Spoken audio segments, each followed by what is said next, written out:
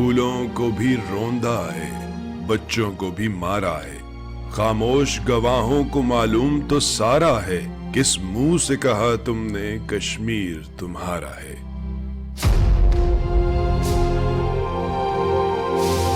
مقبوضہ وادی کشمیر میں بھارت کے بے لگام ریاستی دہشت گردی کے 75 برس،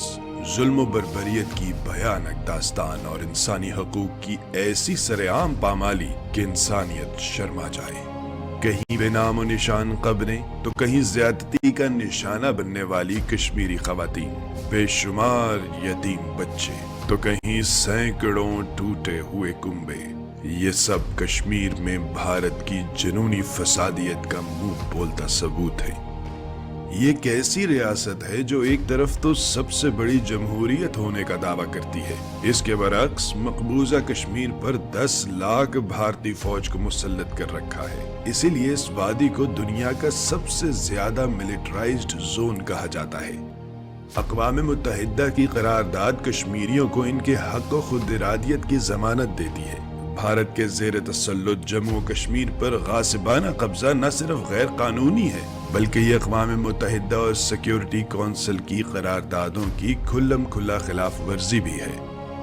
مقبوضہ کشمیر کی خصوصی حیثیت کو ختم کرنے کے لیے آئین میں بھی تبدیلیاں کی گئیں۔ آرٹیکل 370 کو مقبوضہ کشمیر کے آبادیاتی تناسب کو تبدیل کرنے کے لیے ختم کیا گیا اور اب تک 8 لاکھ سے زائد ڈومیسائل غیر کشمیریوں میں تقسیم کیے جا چکے ہیں۔ 1 لاکھ سے زائد کشمیریوں کی شہادتیں، ہزاروں کشمیری بھارتی جیلوں میں محصور، یہ عالمی تنظیموں، انسانی حقوق کے علمبرداروں، بالخصوص اقوام متحدہ کے لیے لمحہ فکریہ ہے۔ جہاں پاکستان خطے میں امن پسندی اور خوشحالی کو فروغ دینے کے لیے کوشاں ہے، تو اس کے برعکس بھارت نے بابری مسجد جیسی تاریخی عمارت کو گرا کر وہاں زبردستی رام مندر بنایا، جس سے نہ ہی صرف بھارتی بلکہ دنیا بھر کے مسلمانوں کی دل آزاری ہوئی۔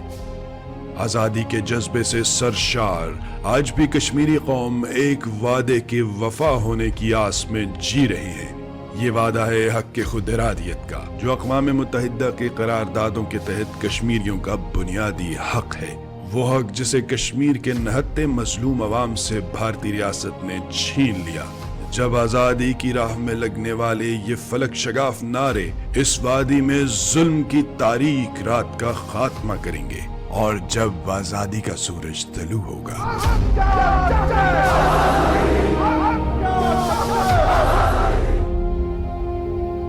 ریاست میں خوش آمدید ناظرین۔ یوم یکجہتی کشمیر پوری دنیا میں کشمیری، پاکستانی اور جہاں جہاں لوگ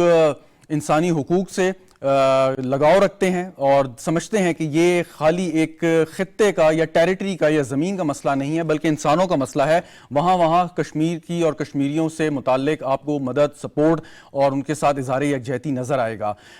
آج کا دن اس مناسبت سے منایا جاتا ہے کہ کشمیریوں کی جو ایک حق خود ارادیت کی انڈیجنس سٹرگل ہے، ان کی ایک کوشش ہے، ان کی جدوجہد ہے، وہ کبھی بھی رائے گاہ نہیں جائے گی۔ نہ جانے کتنی لازوال قربانیاں کشمیریوں نے دی ہیں، اور باوجود اس کے کہ بھارت جو ایک طاقتور ملک بننے جا رہا ہے یا خواب دیکھتا ہے اس کا، اور اپنے آپ کو اپنے تئیں دنیا کی سب سے بڑی جمہوریت بھی کہلاتا ہے، اس کے ماتھے پر ایک کلنک ہے۔ اور جتنے بھی بھارت غاصبانہ فیصلے کر لے، کشمیریوں سے ان کا حق نہیں چھین سکتا، اور یہ حق ان کو مل کر ہی رہے گا۔ اور جیسا کہ وزیر اعظم پاکستان نے بھی آج اس بات کا اعادہ کیا کہ پاکستان ہر ممکن سیاسی، اخلاقی اور سفارتی مدد کشمیری بہن بھائیوں کے لیے جاری رکھے گا۔ آج کے دن کی مناسبت سے ہم گفتگو کریں گے۔ مجھے اسٹوڈیو میں جوائن کر رہے ہیں اکمل شہزاد گھومن صاحب، تجزیہ کار ہیں، بہت بہت شکریہ گھومن صاحب آپ کا۔ سید بہتی صاحب ہمارے ساتھ موجود ہیں، ویڈیو لنک پہ ماہر بین الاقوامی امور ہیں، آپ کا بھی سر بہت بہت شکریہ۔ علی رضا سید صاحب، chairman Kashmir council European union, وہ بھی ہمارے ساتھ ویڈیو لنک پہ موجود ہیں، سر آپ کا بھی بہت بہت شکریہ۔ سید علی رضا سید صاحب، آپ سے سر میں آغاز کرتا ہوں۔ بڑے نشیب و فراز سے گزری ہے یہ جدوجہد کشمیریوں کی، اور یہ کبھی ختم نہ ہو پائی ہے اور نہ ہوگی تاحتیٰ کہ کشمیر کا مستقل اور ایک پائیدار حل ہمارے سامنے نہیں آ جاتا جو کہ اقوام متحدہ کی قراردادوں کے مطابق ہو۔ لیکن ہم دیکھتے ہیں کہ بھارت اس چیز سے بالکل صرف نظر کر کے رکھے ہوئے ہے، اور وہ سمجھتا ہے کہ یہ مسئلہ جو ہے یہ بھائی نہیں، اٹس نان ایشو۔ سو آپ کے خیال میں یہ خوش فہمی کتنی دیر تک جو ہے قائم رہ سکتی ہے بھارت کی؟ دیکھیں، بہت شکریہ آپ کا، آپ نے موقع دیا۔ اصل میں جو طاقتور ہوتا ہے وہ سمجھتا ہے کہ طاقت اسی طرح رہے گی اور ہم طاقت کے ذریعے جو کمزور ہیں ان کو ہم دبا سکیں گے یا ان کی جو احساسات ہیں ان کو ختم کر سکیں گے، ان کے رائٹس کو ختم کر سکیں گے. لیکن ہسٹری بتاتی ہے کہ ایسا اینڈ آف دا ڈے ایسا کبھی ہوا نہیں. جتنی بھی طاقت کا استعمال کیا جائے، جتنی بھی طاقتور کی خواہش ہو، اس کا مطلب یہ نہیں کہ وہ جو انسانوں کی سوچ ہے، جو انسان اپنی آزادی، اپنے حقوق کے لیے جدوجہد کرتے ہیں، ان کو وہ ختم کر سکے. درست. تو میں سمجھتا ہوں کہ بھارت اس وقت خاص کر اب مودی سرکار کے آنے کے بعد سے جس پالیسی پہ چل رہے ہیں، یہ ایک فاشسٹ پالیسی ہے، اور بالکل اسی طریقے سے جس طریقے سے نازی جرمنی کے ہٹلر نے جس طریقے سے 1930s میں پبلک کو بیوقوف بنایا، اور اس کے بعد اس نے اپنے جو عزائم تھے منورٹیز کے خلاف، جیوش کمیونٹی کے خلاف اور دوسری جو امیگرینٹس تھے ان کے خلاف، تو وقت نے ثابت کیا کہ طاقت کے ذریعے جو کچھ کیا گیا تھا وہ سب ختم ہو گیا. بھارت کو بھی چاہیے کہ اس سے سبق سیکھے، اور ہم یہاں یورپ میں اور عالمی برادری کو یہ بتانا چاہتے ہیں کہ یورپ کی طرح کے حالات ساؤتھ ایشیا میں پیدا ہو رہے ہیں. اس وقت جو گورنمنٹ ہے جو انڈیا کی، یہ آر ایس ایس کی حکومت ہے، اور آر ایس ایس کے نظریے کو ساری دنیا جانتی ہے کہ ان کے موٹیو کیا ہیں. تو اس سے اچھا سر، لیکن آپ نے بھی ذکر کیا ہٹلر کا، ورلڈ وار 2 کا آنے کا آپ نے ذکر کیا، لیکن یہ بھی ہمیں یاد رکھنا چاہیے کہ بڑا پرتشدد خاتمہ یا اینڈ تھا اس کا، جو اس کا ہمیں نظر آیا. اس کے بعد ٹھیک ہے کہ ایک کورس کریکشن سٹارٹ ہوا، لیکن اس سے پہلے جو المیہ یورپ کے اقوام نے دیکھا وہ بھی ہمارے سامنے ہے. تو آپ کے خیال میں بھارت کا یہ جو رویہ ہے یہ جنوبی ایشیا کو اسی طرف لے کے جا رہا ہے؟ بالکل، اور اسی لیے ہم ان کو بتا رہے ہیں کہ آپ تو اس سے گزر چکے ہیں. آپ نے وہ وقت دیکھا جس میں تباہی ہوئی یورپ میں. تو اگر ساؤتھ ایشیا میں وہاں پہ یہ اس خطے میں جنگ ہوتی ہے، دیکھیں پاکستان بھی نیوکلیر پاور ہے، انڈیا بھی نیوکلیر پاور ہے، اور چائنا بھی، اور اس خطے کی امن کی ضامن جو ہے وہ کشمیر ہے. اگر کشمیر کا مسئلہ پرامن طریقے سے کشمیریوں کی خواہشات کے مطابق حل کر لیا جائے، اور میں سمجھتا ہوں کہ حل ہو سکتا ہے اگر انڈیا جو ہے وہ یونائٹڈ نیشن کے ریزولوشن ہے، یونائٹڈ نیشن کا چارٹر ہے، انٹرنیشنل لاز ہیں. بھارت نے ہمیشہ اس سے دور ہونے کی کوشش کی، اس سے انکاری ہوا. لیکن واحد حل اس خطے کی ترقی کے لیے بھی، انڈیا کے عوام کے لیے بھی، پاکستان کے عوام اور تمام اس خطے کے لوگوں کے لیے صرف واحد حل ہے کہ کشمیر کا مسئلہ حل کیا جائے، اور کشمیریوں کی خواہشات کے مطابق، اور یہ مذاکرات کے ذریعے حل ہوگا. اچھا میں واپس آتا ہوں سر، میں ذرا سید محمد علی کو شامل کرنا چاہوں گا. سید محمد علی صاحب، اب جیسے ذکر کیا ابھی رضا صاحب نے کہ ریزولوشنز، اور جہاں تک تاریخ ہمیں بتاتی ہے اور جو فیکٹ ہے کہ اصل میں یہ مسئلہ اقوام متحدہ میں بھارت از خود لے کے گیا اور اب اس کی قراردادوں کو ماننے سے انکاری ہے. تو یہ تو بڑا، لوگ کہتے ہیں کہ جی کشمیر کا مسئلہ بڑا کمپلیکس ہے. آپ نہیں سمجھتے کہ یہ کمپلیکس نہیں، بڑا سمپل میٹر ہے؟ آپ لوگوں کو ان کا رائٹ دیں، حق خود ارادیت دیں. اگر وہ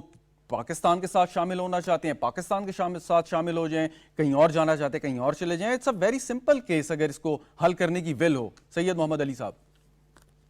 بہت شکریہ شہزاد صاحب. دیکھیے میں آپ سے پارٹلی اگری کرتا ہوں کہ جو بنیادی مقصد ہے اس مسئلے کو حل کرنے کا جو طریقہ ہے وہ یقیناً اقوام متحدہ کی قراردادوں کے تحت استصواب رائے کا بروقت اور پرامن انعقاد ہے، تاکہ ہمارے کشمیری بھائی بہنوں کو ان کا حق خود ارادیت دیا جائے، جو کہ اقوام متحدہ اور عالمی قوانین کے عین مطابق ہے. البتہ جو آپ نے بات کی کہ یہ مسئلہ کمپلیکس ہے، میں سمجھتا ہوں کہ کسی حد تک اس میں وزن اس لیے ہے کہ پچھلے 75 سال میں جو اقدامات بھارت نے اٹھانے کی کوشش کی ہے اس مسئلے کی حقیقت کو دنیا کے سامنے مست کرنے کے لیے اپنے قانون، عدالتی فیصلوں، ایڈمنسٹریٹو میجرز، اور جو انہوں نے ڈومیسائل سرٹیفکیٹ تقریباً 40-42 لاکھ نان کشمیریوں کو دے کے ری سیٹلمنٹ کرنے کی کوشش کی ہے، اور جو جینوسائیڈ کا پروجیکٹ اتنے عرصے سے چل رہا ہے، میں سمجھتا ہوں کہ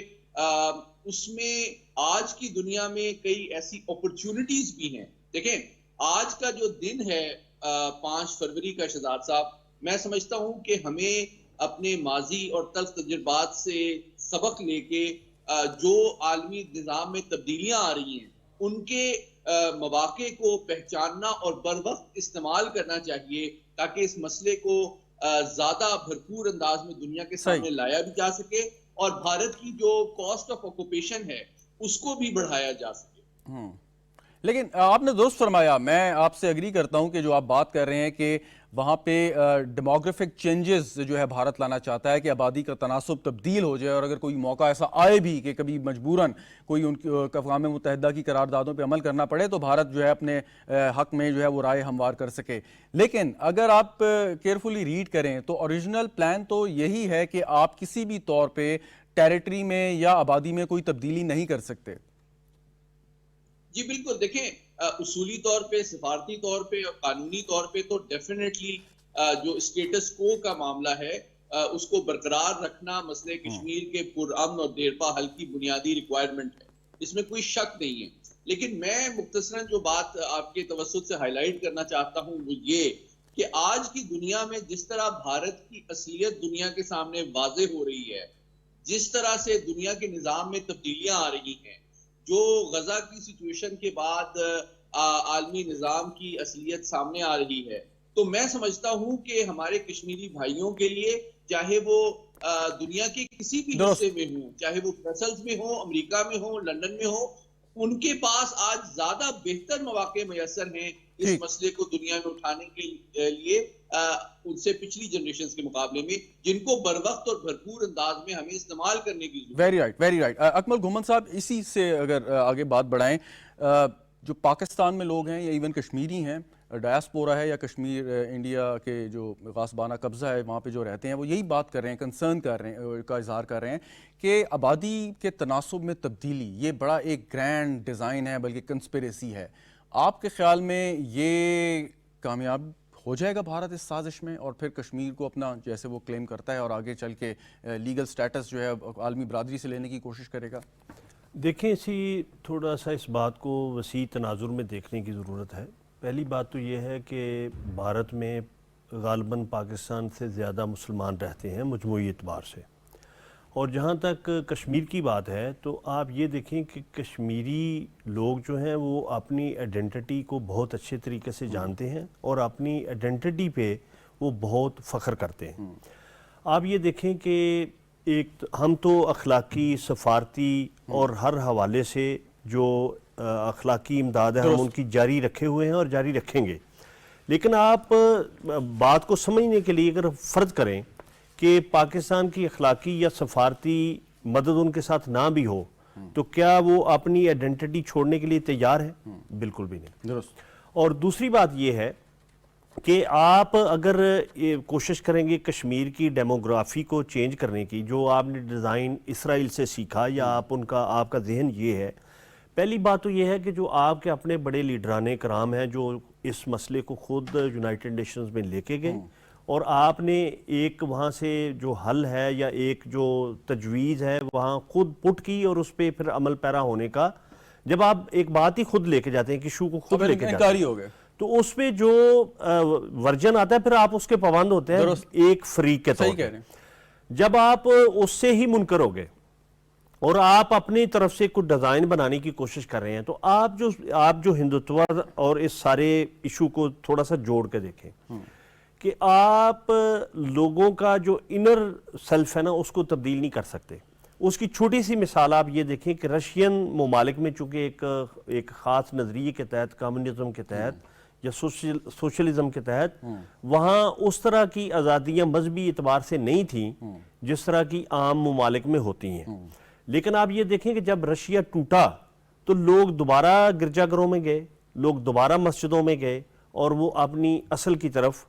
مڑ گئے۔ آپ آج بھی دیکھیں کہ وہاں جو ان کی جنگ جاری ہے رشیا کی ایک چھوٹی ریاست کے ساتھ، کیا ایک اتنا بڑا ملک ایک چھوٹی ریاست کو دبا سکا ہے یا اس کے موقف سے ہٹا سکا ہے؟ تو آپ اس کو ہم ایک فریق کے طور پہ نہ بھی دیکھیں، ہماری ہمدردیاں تو ڈیفینیٹلی کشمیریوں کے ساتھ ہیں اور ہم ان کے ساتھ ہیں، لیکن بات یہ ہے کہ کشمیری خود بھی اپنے حق کے لیے پوری طرح کھڑے ہیں، اور جو انڈیا کے وہاں ایک جو ہندوتوا کا کیا ہے، آپ اگر سوشل میڈیا دیکھیں کہ اس کو ہم بڑا بیش کرتے ہیں، برا بلا کہتے ہیں، لیکن اس کا ایک بڑا فائدہ ہے، ہمیں جو عام انڈین ہیں ان کا ذہن ریڈ کرنے کا بھی موقع ملتا ہے۔ میں خود وہ کمنٹس پڑھے ہیں، وہ یہ کہتے ہیں جی آپ بھی تو دراصل پہلے ہندو تھے، بھئی اگر میرا کوئی 10 نسلیں پیچھے یا 20 نسلیں پہلے آپ کا کوئی بڑا ہندو تھا یا سکھ تھا تو کیا ہم اس پہ مڑ جائیں گے؟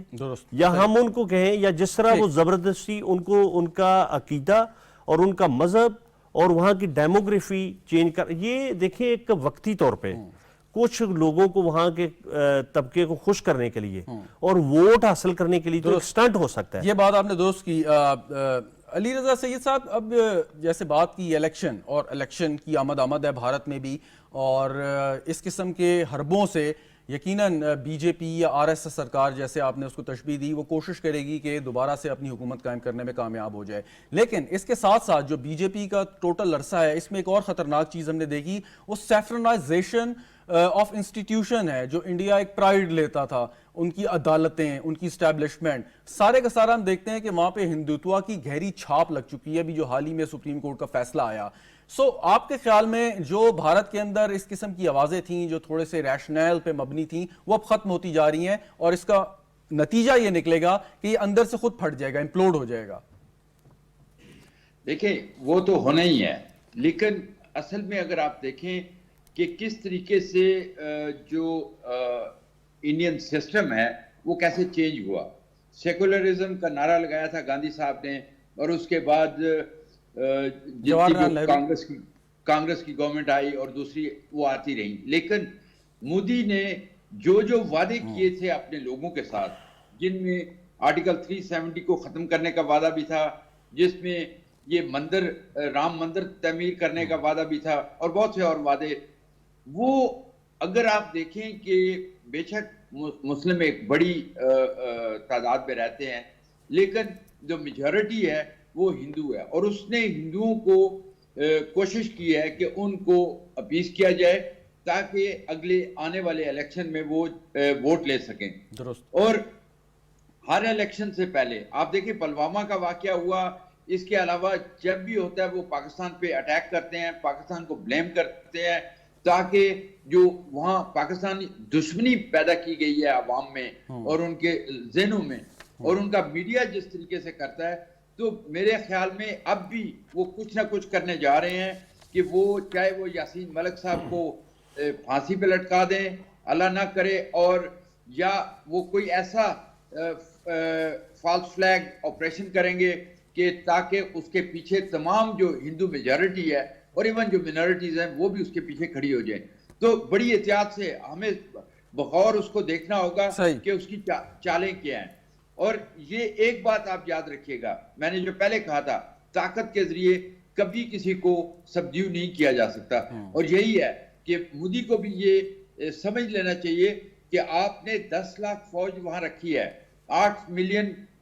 کشمیریوں کے سامنے، اور آپ نے 3 ملین ڈومیسائل چینج کیا ہے، ڈیموگرافی چینج کرنے جا رہے ہیں۔ اس کا مطلب یہ ہے کہ مودی کو پورا پتہ ہے کہ وہاں پہ پلیبیسائٹ کروانا ہے، اور پلیبیسائٹ کروانے کے لیے وہ وہاں کی ڈیموگرافی چینج کرنے جا رہے ہیں، جو یونائٹڈ نیشن کے ریزولوشن میں منع ہے، جس کو وہ اس طریقے سے ڈیموگرافی یا کوئی بھی چینج وہاں نہیں لا سکتے۔ ٹھیک، میں واپس آتا ہوں۔ سید محمد علی صاحب، اب یہ بتائیں کہ اقوام متحدہ کی قراردادیں اور آبادی کے تناسب میں تبدیلی یہ ممنوع ہے، منع ہے، یہ نہیں آپ کر سکتے۔ اب اگر یہ ان کا گرینڈ ڈیزائن ہے کہ آبادی کے تناسب میں تبدیلی کریں اور اس کے بعد کہیں جی ٹھیک ہے آئیے ہم کرواتے ہیں، ریزولوشنز کو امپلیمنٹ کرتے ہیں، تو اس کا کوئی فائدہ نہیں ہے۔ اس چیز کو آپ کیسے سمجھتے ہیں کہ روکا جا سکتا ہے، یا وہ قراردادیں پھر آپ کے خیال میں انفریکچوس ہو جائیں گی، عمل پیرا ہونا کوئی فائدہ نہیں ہوگا؟ کیا کریں گے؟ بہت شکریہ جی۔ دیکھیں میرے اس حوالے سے 3 نکات آپ کے سامنے رکھوں گا۔ پہلی بات یہ ہے کہ میں اس توقع سے اور اس خواہش سے تھوڑا سا اختلاف کرتا ہوں کہ یہ جو مسئلہ کشمیر ہے یہ صرف پاکستان کی حکومت، پاکستان اور دفتر خارجہ کی ذمہ داری۔ میں سمجھتا ہوں کہ ابھی جو غزہ کے کانفلکٹ میں ایک بہت بڑا سبق ہمیں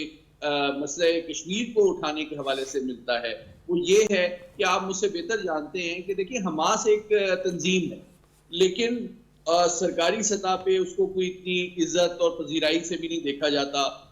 فلسطین کے اندر بھی پی ایل آئی وہ مؤثر ہے، مقبول ہے، لیکن پی ایل او اور فلسطینین اسٹیٹ جو ہے اس کے لیے وہ ایک شرمندگی کا باعث سمجھا جاتا ہے۔ لیکن جو موجودہ 4 ماہ سے جاری تنازع ہے اس میں آپ دیکھیں کہ پوری دنیا کو کس طرح انہوں نے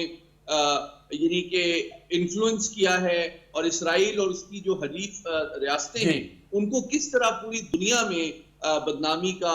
سامنا کرنا پڑا ہے، بلکہ جو مغربی طاقتیں ہیں ان کی بھی جو سیاسی کاسٹ ہے وہ اس سپورٹ کی وجہ سے بہت بڑھ گئی ہے۔ اب آپ اگر کشمیر کے مسئلے کو دیکھیں تو یوں لگتا ہے کہ یہ سارا مسئلہ جو ہے صرف ہمارے دفتر خارجہ کا ہے اور ہم چند دن منا لیتے ہیں، حالانکہ جو ہمیں کرنے کی ضرورت ہے وہ یہ ہے کہ دیکھیں چونکہ کشمیریوں کی آبادی، تعداد، اثر و رسوخ پوری دنیا خصوصاً مغربی طاقتوں میں بہت زیادہ ہے، تو اس کو ایک منظم اور جامع انداز میں ہمہ جہت سطح سے مسلسل ایک کیمپین، ایک گلوبل کیمپین کے طور پہ برقرار رکھنے کی ضرورت ہے، صرف چند دن منانے کی بات نہیں ہے، تاکہ پوری دنیا کے اندر جو مسئلہ کشمیر کی حساسیت ہے، جو کہ میری رائے میں مسئلہ فلسطین سے بہت زیادہ ہے، یہاں پہ 3 ایٹمی طاقتیں بیٹھے ہیں، یہاں پہ وہاں 25,000 شہادتیں ہوئی ہیں، یہاں 1 لاکھ شہادتیں ہوئی ہیں، وہاں پہ 23 لاکھ غزہ کے مسلمانوں کو دربدر ہونا پڑ رہا ہے، یہاں 80 لاکھ کشمیری جو ہے وہ دنیا کی سب سے بڑی جیل میں بیٹھے ہیں۔ تو ہم ان حقائق کو صرف سرکاری سطح پہ نہیں بلکہ ہم اپنے میڈیا کے ذریعے، اپنی انٹرٹینمنٹ کے ذریعے، اپنے آرٹ کے ذریعے، اپنے تھنک ٹینک، اپنے پرفارمرز کے ذریعے پوری دنیا میں اس کو اپنی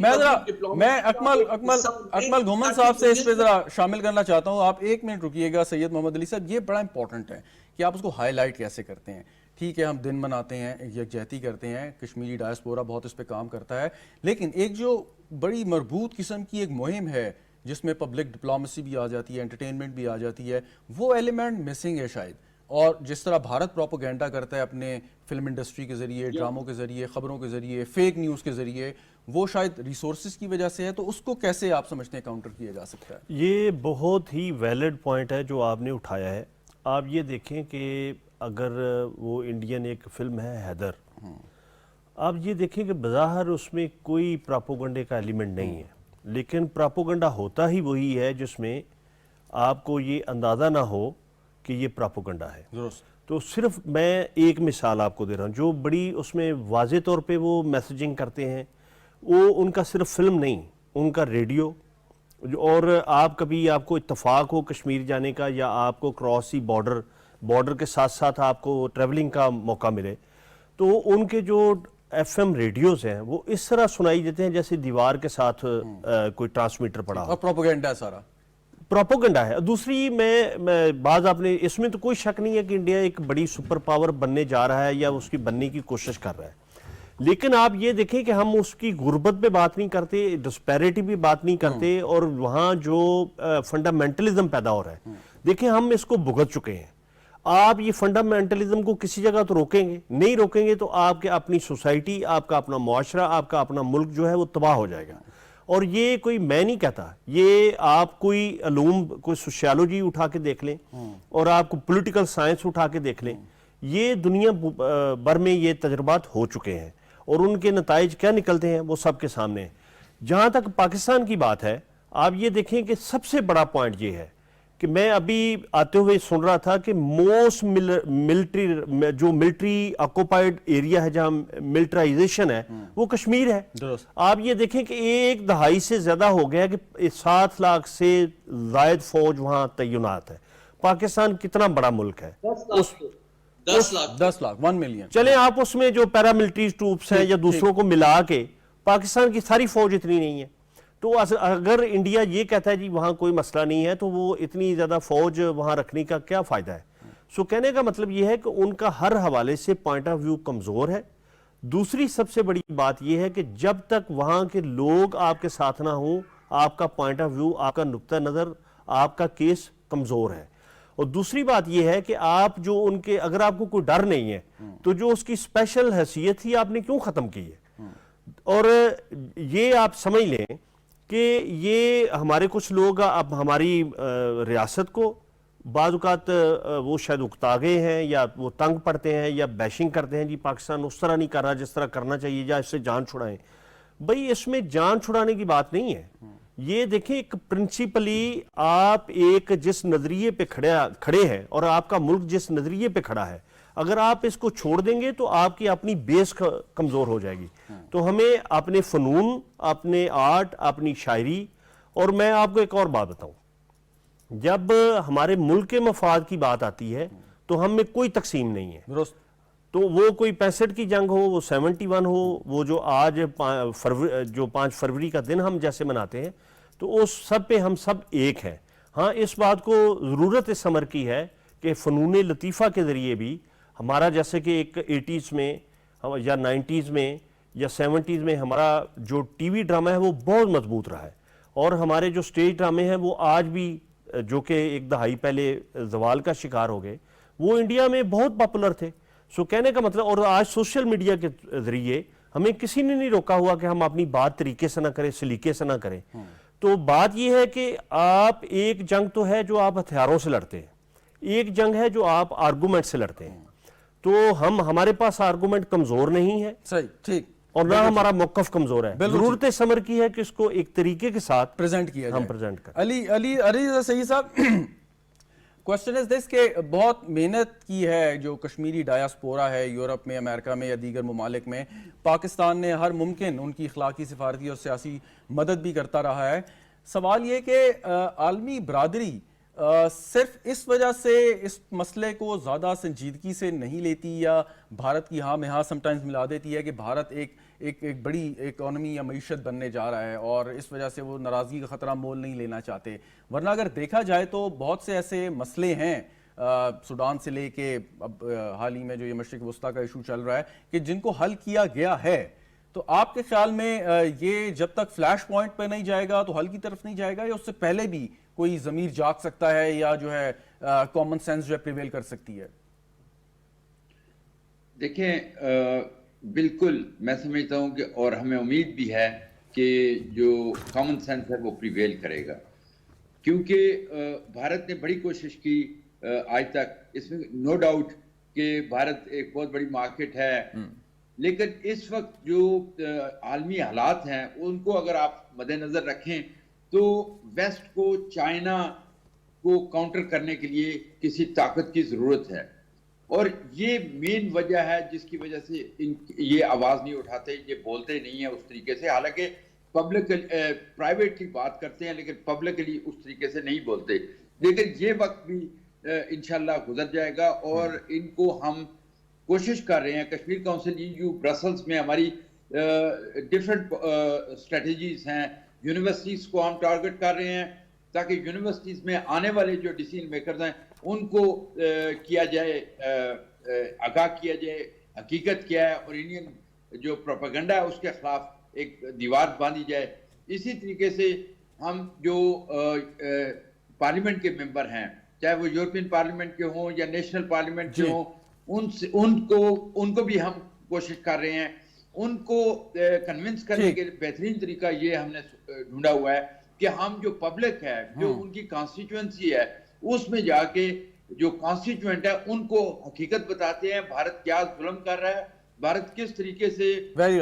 مقبوضہ کشمیر کے اندر جو کچھ کر رہا ہے، اسکولوں میں ہم کرتے ہیں. اور اسی طریقے سے ہم نے ایک ڈاکومنٹیشن سینٹر بنایا ہوا ہے یہاں پہ برسلز میں، اور اس میں ہم ہر قسم کی جو انفارمیشن ہے وہ ہمارے پاس موجود ہے، چاہے وہ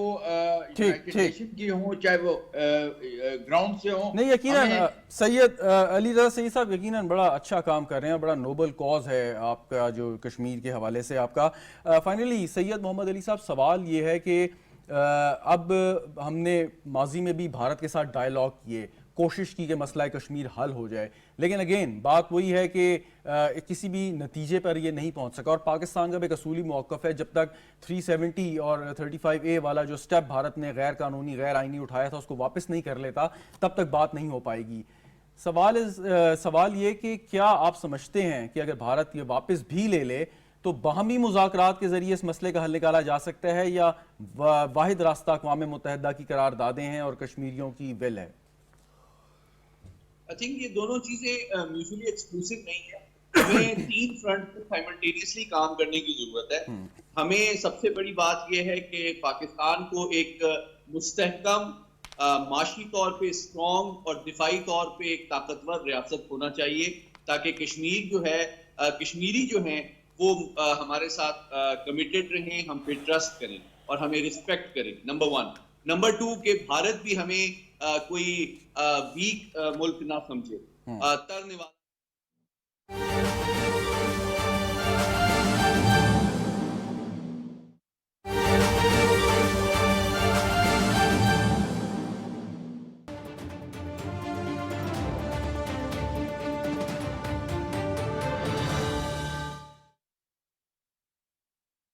ہمیں سیاسی اور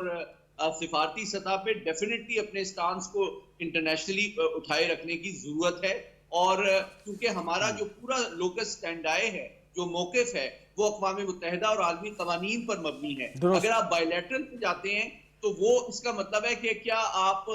عالمی قوانین اور قراردادوں سے دستبردار ہوں گے تو آپ پوزیشن آف ویکنس سے نیگوشیٹ کریں گے. اور تیسری بات یہ ہے کہ آپ کو پبلک ڈپلومیسی اور عوامی سطح پہ اس کو ایک گلوبل مہم بنانے کی ضرورت ہے، جس کو مسلسل آپ نے سسٹین کرنا ہے. اور یہ کام ہمارے ہر کشمیری اور ہر پاکستانی کا ہے، یہ صرف ہمارے دفتر خارجہ اور حکومت کا کام نہیں ہے. Very right. فائنلی گھومن صاحب، آپ کوئی پیغام دینا چاہیں گے اب کشمیری بہن بھائیوں کے لیے کہ ہم پاکستان میں ہوں، کہیں بھی ہوں، ہماری غیر متزلزل مدد، سپورٹ ان کے ساتھ رہے گی؟ انہوں نے بہت قربانیاں دی ہیں، انہوں نے بہت مشکل حالات دیکھے ہیں اور ابھی بھی دیکھ رہے ہیں، لیکن ہم سلیوٹ کرتے ہیں، سلیوٹ پیش کرتے ہیں انہیں، اور ساتھ ساتھ اس بات کا یقین دلاتے ہیں کہ ہر موقع پہ آج بھی اور کل بھی ان کی مدد جاری رکھیں گے. دیکھیں، جو شہزاد صاحب ایک روحانی طور پہ، جسے ایک علامتی طور پہ جو ایک مدد یا آپ کو سپورٹ ہوتی ہے یا آپ کو کھڑا کر دیتی ہے، یہ ایک بیمار آدمی کو بھی کھڑا کر دیتی ہے. کشمیری دیکھیں، ہمارا ان کا حمایت کرنا ہمارا مینڈیٹری ہے، یہ ہمارے اوپر فرض ہے. اور جہاں تک کشمیریوں کے کھڑے ہونے کی بات ہے تو ان کے کھڑے ہونے میں تو کوئی دوسری دو رائے نہیں ہے. آپ دوسری یہ بات یہ کہ جو سید محمد علی نے بہت زبردست بات کی کہ وہ یہ ہے کہ ہمیں پاکستان کو خود ایک مضبوط ملک بننا پڑے گا. آپ تھوڑا سا یہ ذرا ڈپلومیسی کے اعتبار سے دیکھیں کہ اگر آپ 98 کے ایٹمی دھماکے دیکھیں، اگر انڈیا پوکھران میں دھماکے نہ کرتا تو، اور جس طرح ان کی زبان ہو گئی تھی، جس طرح ان کا رویہ جارحانہ ہو گیا تھا، ان کے دفتر خارجہ کی جو باڈی لینگویج تھی وہ تھی، تو اس کے نتیجتاً پاکستان کو اپنے ایٹمی دھماکے کرنے پڑے. اور ہم نے پابندیاں بھی صحیح، سب کچھ ہوا، لیکن الٹیمیٹلی ہم اس کو اپنا ڈیفینڈ کرنے میں بھی کامیاب ہو گئے. اور اس کا فائدہ یہ ہوا کہ اگر ہم وہ اس وقت سٹیپ نہ لیتے تو شاید آج انڈیا کئی بار ہماری طرف جرت کر چکا ہوتا ہمیں آنکھیں دکھانے کی اور پریکٹیکلی بھی نقصان پہنچانے کی. سو کہنے کا مطلب یہ ہے کہ ہمیں ہر فرنٹ پہ، ہمارا کشمیریوں کے لیے پیغام یہ ہے کہ ہم ہر طرح سے اخلاقی، سفارتی اور ان کے حوالے سے، ہر حوالے سے جد و جہد اور سپورٹ ہم اپنی جاری رکھیں. ہماری سپورٹ ان کے بہت بہت شکریہ اکمل شہزاد گھومن صاحب، سید محمد علی صاحب، علی رضا سید صاحب ہمارے ساتھ. ناظرین، اور کشمیری بہن بھائیوں کے لیے ہم سب کا یہی پیغام ہے کہ کچھ بھی ہو جائے، ہماری جو سپورٹ، جو مدد ماضی میں ان کے لیے تھی، آج بھی ہے اور ہمیشہ سے رہے گی غیر متزلزل. اور کتنا بھی بھارت آپ کو دبا لے، غاصبانہ قبضہ کر لے، ظلم و ستم کے پہاڑ توڑ دے، آپ کی وہ اس جد و جہد کو نہیں دبا سکتا. آج نہیں تو کل کشمیر آزاد ہو کے رہے گا اور لوگوں کو ان کا حق خود ارادیت ملے گا کہ وہ اپنی مرضی کے مطابق اپنی زندگی گزار سکیں اور بھارت کے اس غاصبانہ قبضے سے باہر آ سکیں. پروگرام دیکھنے کا شکریہ، اجازت دیجیے، خدا حافظ.